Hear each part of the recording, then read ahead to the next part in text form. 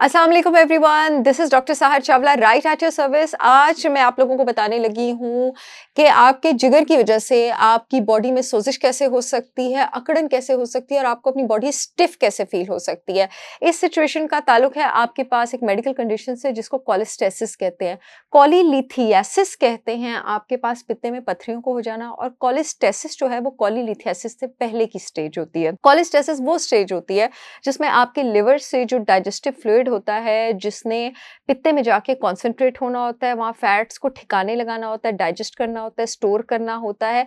वो उसके साथ-साथ लिवर से कुछ टॉक्सिन्स भी लेकर निकलता है और वो जिन नालियों में निकलता है, उन नालियों को बाइल डक्ट्स कहा जाता है। वो अल्टीमेटली जाके पित्ते में एम्प्टी होती हैं। गॉल ब्लैडर में फैट्स को ठिकाने लगाने के बाद और गॉल ब्लैडर में सारे फैट सॉल्युबल विटामिन्स यानी विटामिन ए, डी, ई और के को जिस्म में जज़ब करने की मदद देने के बाद आपका जो बाइल है वो आंतों में चला जाता है और आंतों में जाके ये आपकी फीसिस फॉर्मेशन में भी हेल्प करता है। फिर आंतों से कुछ जो है ये वापस रिसाइकल होके पोर्टल वेन के थ्रू दोबारा लिवर में जाता है। इस प्रोसेस को एंटेरोहेपेटिक सर्कुलेशन कहा जाता है और ये एंटेरोहेपेटिक सर्कुलेशन जब तक रवां-दवां रहती है, आपके लिवर से लिवर का आपका काम है सारे ज़हरीली मादों को मेटाबोलाइज़ करना, सारे ज़हरीली मादे भी निकलते रहते हैं, आपका फैट भी डाइजेस्ट होता रहता है और आपके डाइजेशन प्रोसेसेस काफ़ी स्मूथली चलते हैं क्योंकि अगर ये बाइल डेफिशिएंसी हो जाए तो आपको कॉन्स्टिपेशन भी हो जाती है, बॉडी में टॉक्सिन्स का बिल्टअप भी हो जाता है। याद रखिएगा कि बाइल डेफिशिएंसी का सिम्पटम आपके पास कॉन्स्टिपेशन होता है और बाइल एक्सेस का आपके पास सिम्पटम जो है वो डायरिया होता है। अब कोलेस्टेसिस में होता क्या है कि बाइल सॉल्ट्स की कमी की वजह से बाइल और क्योंकि बाइल ने आपके पास कोलेस्ट्रॉल को एमल्सिफाई करना होता है, तोड़ना होता है, फैट को एमल्सिफाई करना होता है, कोलेस्ट्रॉल के डिपॉजिट्स मिलके एक स्लज बनाना शुरू कर देते हैं।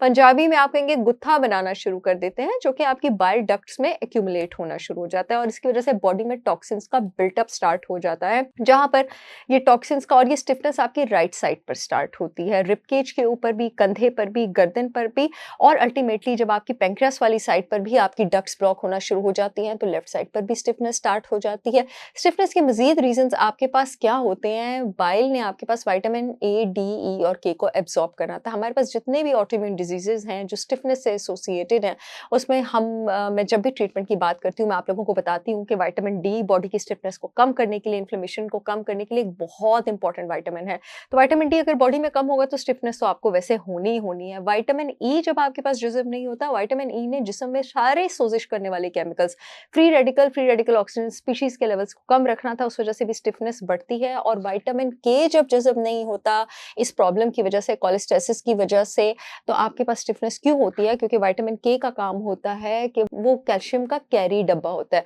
विटामिन डी आंतों से और किडनी से जो कैल्शियम को एब्जॉर्ब करता है, विटामिन के उसका कैरी डब्बा बन के उसको हड्डियों में सही जगह पर डिपॉजिट होता है कि कहीं वो जॉइंट्स में, मसल में और ब्लड वेसल्स, आर्टरीज में डिपॉजिट ना हो, तो इस वजह से भी आपको स्टिफनेस स्टार्ट हो जाती है। इसी बाइल ने बॉडी में फैट सॉल्युबल विटामिन्स के साथ-साथ आपके essential fatty acids, omega 3 fatty acids भी एब्जॉर्ब करने थे। अब जब आपके ओमेगा 3 फैटी एसिड्स एब्जॉर्ब नहीं होते हैं, तो ओमेगा 3 फैटी एसिड्स तो जिस्म में सारी सोजिश करने वाली बीमारियां, चाहे डायबिटीज हो, अल्जाइमर्स हो, जो सोजिश से शुरू होती हैं, हाइपरटेंशन हो, ऑटोइम्यून डिजीजेज हो, उन सबके लेवल्स को कंट्रोल रखता है।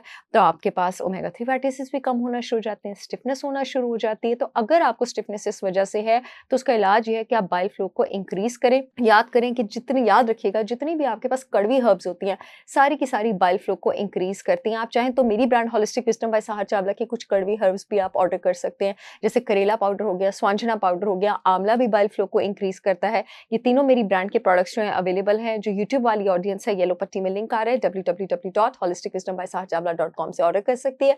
जो फेसबुक वाली ऑडियंस है, अपॉइंटमेंट्स वाले फोन नंबर के नीचे लिंक आ रहा है, वहां से आप ऑर्डर कर सकते हैं। बाइल फ्लो इसके अलावा और किस चीज से इंक्रीज होती है? एक प्रोडक्ट मैंने निकाला है, लिवर डिटॉक्स।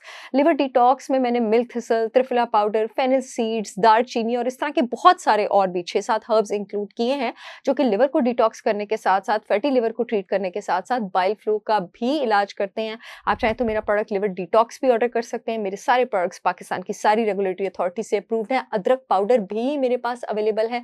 अदरक भी आपके पास बाइल फ्लो इंक्रीज करता है। और इसके साथ-साथ एक और मेरा प्रोडक्ट आपने ऑर्डर करना है, गट रिपेयर पाउडर। गट रिपेयर पाउडर स्पेशली बनाए इसलिए ताकि वो आपके बाल्स को लुब्रिकेट कर सके, आपके गट में गुड बैक्टीरिया बूस्ट कर सके, उसमें भी सारी की सारी ऑर्गेनिक हर्ब्स इंक्लूडेड हैं और उसके साथ-साथ आपकी बॉडी से बाइल फ्लो रेगुलेट कर सके। वीडियो के एंड में लाहौर को मैं एक बहुत बड़ी खुशखबरी सुनाना चाहूँगी। मेरे प्रोडक्ट्स अब लाहौर में 3 जगह पर अवेलेबल हैं। एक एच ब्लॉक में अल फतह के सामने जो चिल्तन प्योर का आउटलेट है, वहाँ पर मेरे प्रोडक्ट्स अवेलेबल हैं। नंबर 2 ऑर्गेनिक विलेज डीएचए में जो चिल्तन प्योर का आउटलेट है, वहाँ मेरे प्रोडक्ट्स अवेलेबल हैं। नंबर 3 अमाना मॉल में फर्स्ट फ्लोर पर चिल्तन प्योर के आउटलेट पर भी मेरे प्रोडक्ट्स अवेलेबल हैं। आई होप ये वीडियो आप लोगों के बहुत काम आएगी। I will see you again with yet another informational video. तब तक के लिए अल्लाह हाफ़िज़।